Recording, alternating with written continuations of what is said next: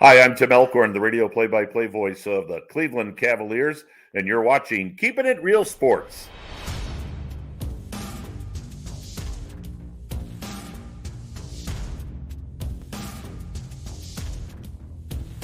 With Prince Bell, we rocking with Keeping It Real Sports, and we gonna be on this. We gonna be on a lot of times. I love the platform.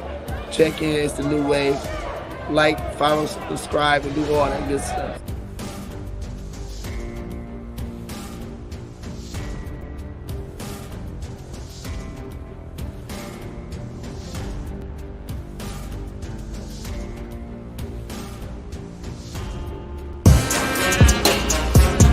Come on. Told you I got you. Wanna talk about his game, he can talk about it. Tennis, match, golf, he can talk about it. Don't matter what it is, he can talk about it. Any sport dude, he know about it. Say your boy bum, don't doubt it. If he tell you that it is what it is. The real sports guy in the Sandman. Talk show game in the bag, man. Rep, don't have to throw the flag, man. Steve Taylor, Andy Sands. It's over, OVA. Game over, they don't play. From the fourth quarter to the ninth inning. NASCAR wheels keep spinning. To the 18th hole, he's still in control. Guy on the go. Coach never missing the play, cause he know the deal. This keeping it real. Sports. Come on. Keeping it real. Yeah. Let's go. Oh, let's go indeed, man. A beautiful day in the city. Another great week. Man, we got a great show for you. Keeping it real is about to get real. Mock draft. All right, you asked for it. You got it. Alex, this is for you, buddy. We got the NBA playoffs. We're going to rock that. And we're going to break down the Cavaliers series with who? The voice of the Cavaliers. It don't get no realer than that. We're going to talk hockey. Man, we got so much to talk about. And, man, homegirl got drafted. Man, what's going on, Andy? Man, how you doing today, bro? Hey, brother, you're so excited about the show, you forgot to even introduce us. So I did. That tells you what we're in for today, all right? Exactly, man. Well, hey, we got a full show. We got to get right into it, so let's get hot off the press and talk about Zion. Okay, well, I guess I should say that I'm the real sports guy, and he is the Sandman. There you go. There we go. We got to get that together. We got it together there. We got it together. Let's go for it, man. Hey, people, this is what we call hot off the press.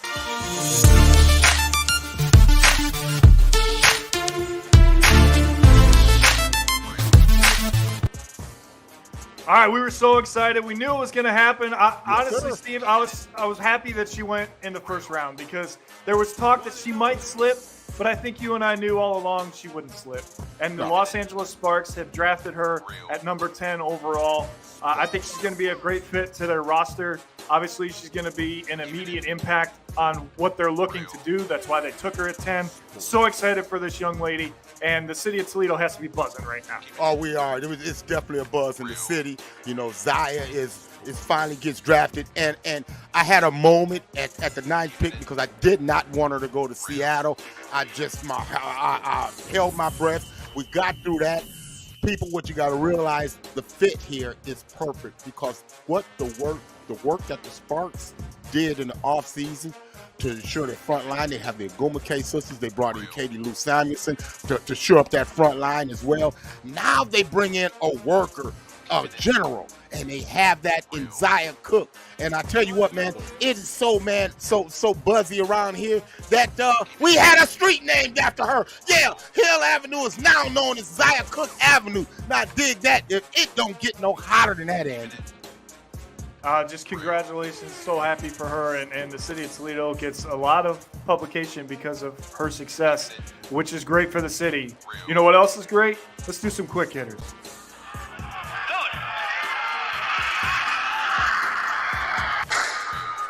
Quick hitters. Partner, these are going to be quick because we got a full show today. Let's start with the Masters last weekend. Jon Rahm is your winner.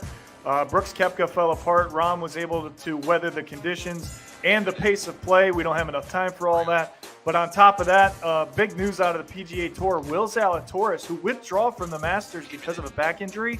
Well, it turns out, Stevie, had to have back surgery, and he's now out for the season. Well, I tell you what, man, my quick hitter, man, starts, man, at the UFC, man, in Miami last Saturday night, where the last style bender got in with Alex Perez once again. And I tell you, the tables were turned because the style bender went hunting and he dropped Alex Perez in the second round, knocked him unconscious. What a performance by him. My hat's off to the last style bender because we ain't seen the last of him. Well, this should tell you how big the show is today because we only had time to fit the NHL playoffs in this segment. But they're ready to go. Here's your matchups. You've got Boston and Florida, Toronto and Tampa, Carolina and the Islanders, and the Devils and the Rangers. A rivalry renewed in the playoffs. I can't wait for that one. In the West, you've got the Stars and the Wild, the Avalanche and the Kraken, the Oilers and the Kings, and the Knights and the Winnipeg Jets. We don't even have enough time for a Stanley Cup prediction. Man, we're going to break that down. We got all week to break that thing down, man. That's right. It's getting close to hockey time, man. We'll break that down. I've got to look at the matchups and see how this board is going to break out as far as I'm concerned. But, yeah, we're all set, man, and they'll be dropping the puck on Monday for the playoffs. Yep, game ones are on Monday. I tell you what's going on today. Welcome back.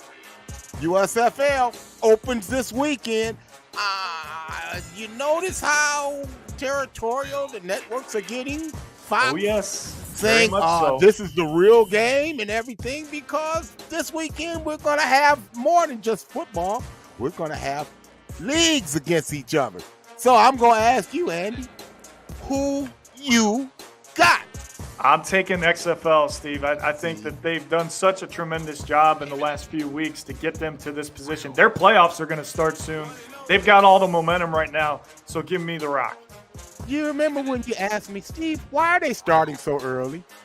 Now I understand why. Yes. See, you know. Yeah. Oh.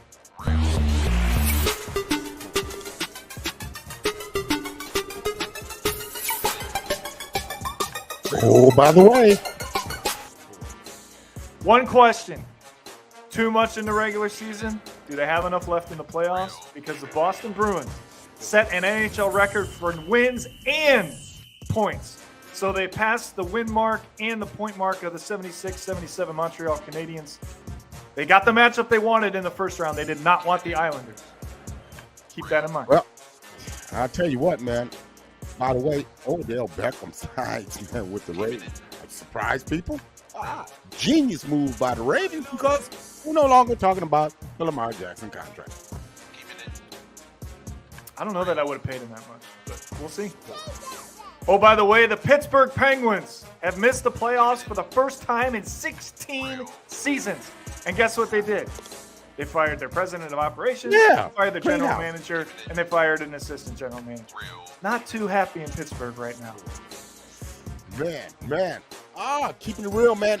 Man, I got to go back to Saturday night, man. Some of you may have missed it.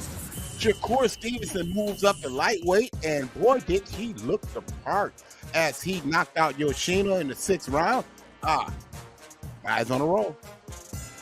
Well, you were just talking about the XFL playoffs around the corner. Well, two teams clinched last weekend, Steve. The Defenders clinched the North, and the Roughnecks clinched the South.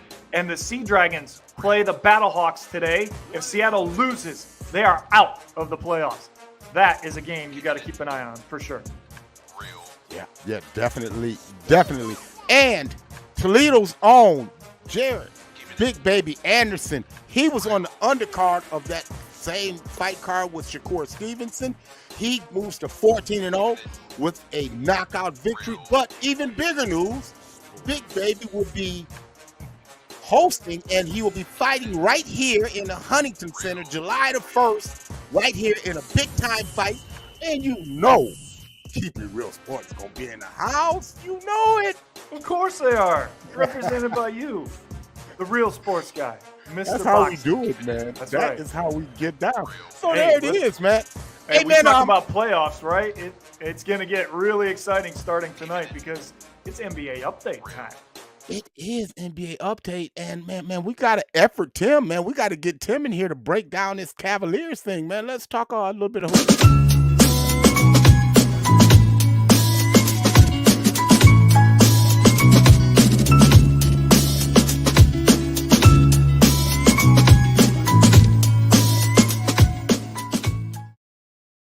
All right, Steve, because Tim was so gracious to give us the time that he gave us, we're going to fly through these first other couple matchups in the Eastern Conference, right?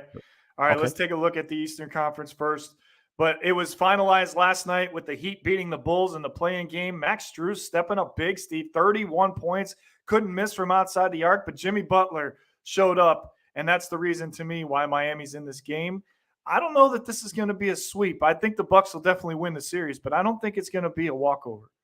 Man, I tell you what bothers me about Miami is their ineffectiveness on the glass. We saw the Atlanta Hawks just totally misuse those guys on the glass a couple games ago. And then, if Max Strus was to the rescue, Max Strus had 18 points on catch and shoot jump shot opportunities, man.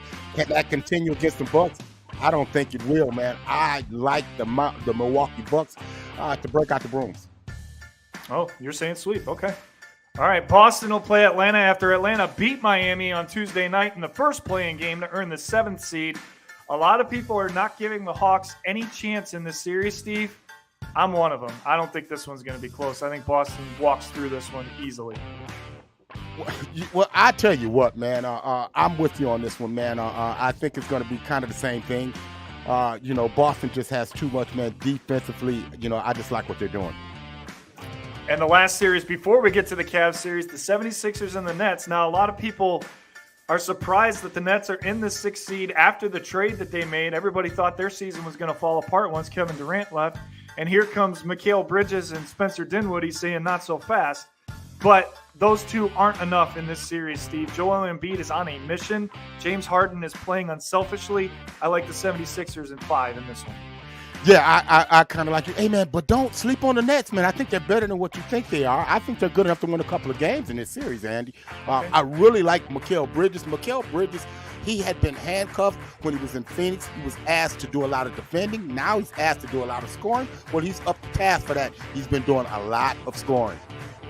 All right, speaking of a lot of scoring, I think we're going to see that in this next series when we talk about the Cavs and the New York Knicks. And earlier this week, we were able to catch up with our good friend, the radio voice of the Cleveland Cavaliers, Tim Alcorn, to break it all down for us. All right, Steve, well, we're lucky enough to be graced by the presence of one Tim Alcorn, the radio voice of the play-by-play, radio voice of the Cavaliers.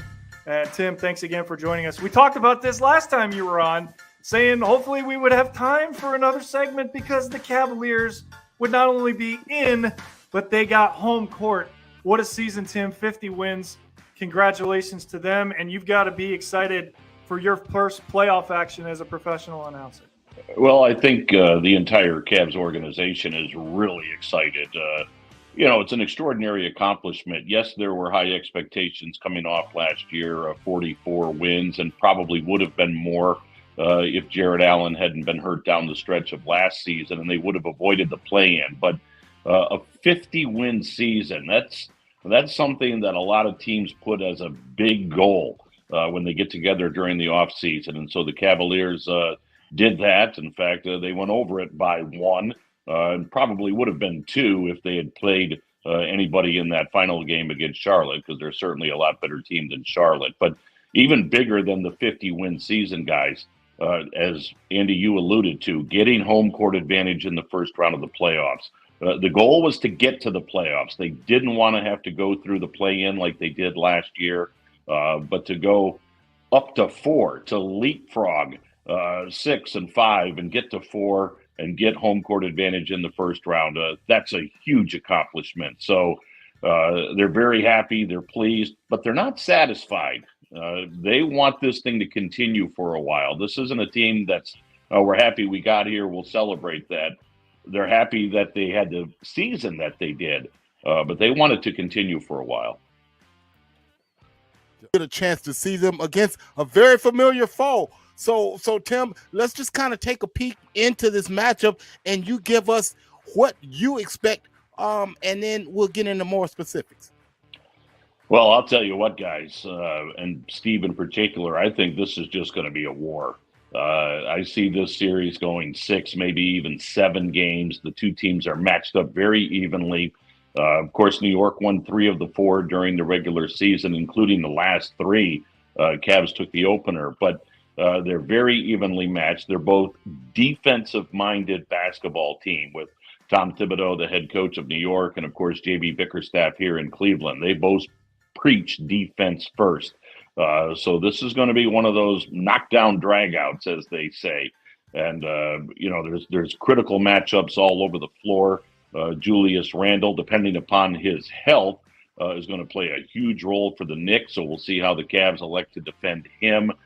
They've got Mitchell Robinson in the middle. He generally matches up fairly well with Jared Allen. Jalen Brunson has given us fits this season, including that career-high 48-point game in the fourth and final matchup. So it's going to be a lot of fun, but it's going to be a battle. Cavalier fans, their nerves will be on edge, I think, throughout this series. You talked about the number one thing that JB's focused on all season and why they were able to win 50 games was the defense. Cleveland is the number one defensive team in the NBA. Can that defense alone get them through this series, Tim, or are we going to need Donovan Mitchell to have a 30 or a 40-point game in a couple of these big moments like we've seen him do throughout the regular season? That's a great question, Andy. I mean, generally, playoff basketball slows down. It becomes a possession by possession by possession type of game. And so I think defense will carry you through. Now, obviously, in the end, you still have to score more points than the other team. But the Cavaliers have that go-to guy. I can't see any of these games going down to the final, or not going down, I should say, to the final 3-4 minutes, 1 or 2 possession type games. And to me, at that point, the Cavaliers have the best player between the two teams in Donovan Mitchell. And that's not taking anything away from who New York will run out there. But Donovan Mitchell is a guy, you put the ball in his hands, and he'll figure out a way to score. So I think he could be the X factor in this series. And, of course, all the storylines that go with it as far as Donovan growing up a Knicks fan and thought he was going to be a New York Knick last summer. And the New York media will be all over that for the next couple of weeks. But in the end, he's wearing wine and gold. And I think Donovan Mitchell is going to be the guy as far as who the Cavaliers rely on night after night in these tight games. Real quick before we let you get out of here, wild cards in this. I mean, Emmanuel Quickly, he comes in, he gives the Knicks like 30. He gives you guys 30 coming off the bench. Can he be a wild card? Is that something we can look forward to? And who can be that wild card for the Cavaliers? Well, Steve, to answer your first question in regards to Quickly, I agree with you. He's explosive. He has offensive capability. So he's a guy that could definitely be a wild card. When you talk about Brunson and you talk about Randle, those are the two primary weapons for the Knicks. So you can't leave those guys out of the chat. But certainly Quickly is a guy that's going to play a role in this series as well. For me, the wild card or cards for the Cavaliers, I'll go plural there. Karis LeVert has just played incredible basketball in the last month or so. He has stepped up every level of his game, and I think he's going to be huge coming off that Cavalier bench. That's assuming Isaac Okoro is good to go and healthy for the playoffs. That would move Karis to a reserve role, and he'd probably be the first guy off the bench. And my second wild card, you saw what he could do in the last couple of regular season games, Danny Green. 165 playoff games on his resume. He started 159 of those. He wasn't just a bench warmer. Had incredible success with San Antonio and won championships throughout the league. He is a guy that can knock down shots, and the bright lights and the pressure and the heightened intensity of playoff basketball isn't going to bother Danny Green one iota. So for the Cavaliers, I think LeVert plays a key role, and I think Danny Green showed that he's ready to go. He loves playoff basketball. I think he's going to play a critical role in this series. Appreciate you. Thank you so much, sir. No, Steve and Andy, I appreciate the invite. What do you say? Let's do this next round. This sounds Absolutely. good. That sounds even better. There you go. The voice of the Cleveland Cavaliers, that's Tim Alcorn. All right, Steve. So there we have the Eastern Conference. Let's get into the Western Conference now. Okay. Before we get to the mock draft. And last night, Minnesota made a statement and then some with a blowout over Oklahoma City. Karl Anthony Towns actually showed up for a basketball game. How about that, Steve Taylor?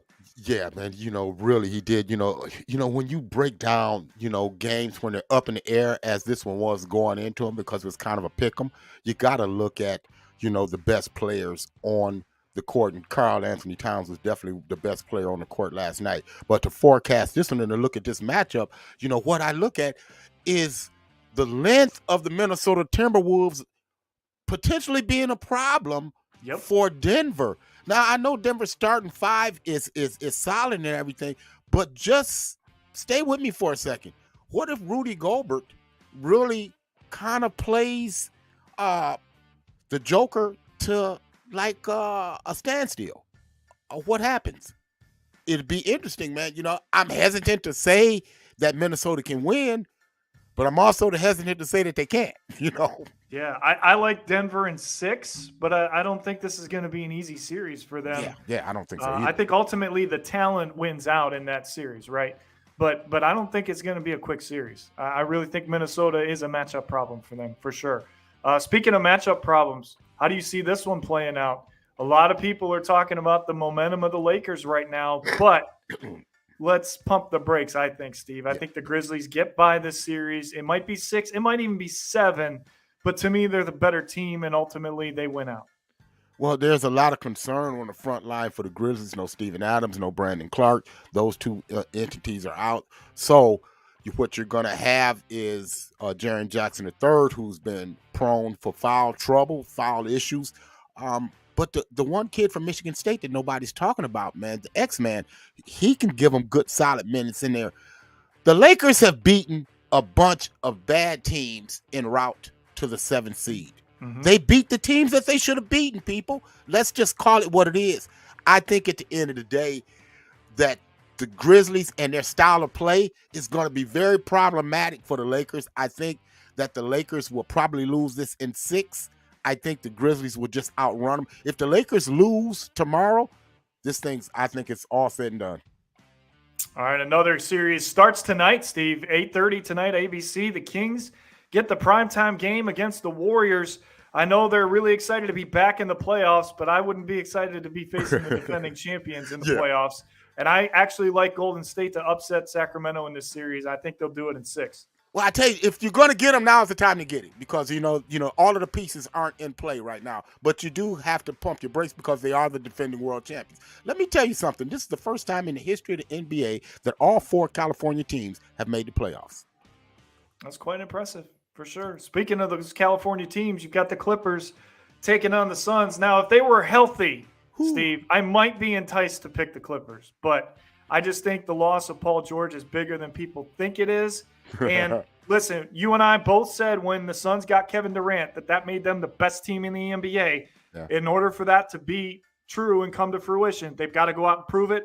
This is a tough test in the first round, but I think they get by in 6. Andy, I'm not saying the best team in the NBA. I'm saying the best team in the West is what I'll say. But as far as the Clippers, I think that Paul George being out plays into their hands because there's something about that guy that just don't sit well with me, man. Two-name guy, me, two-name guy.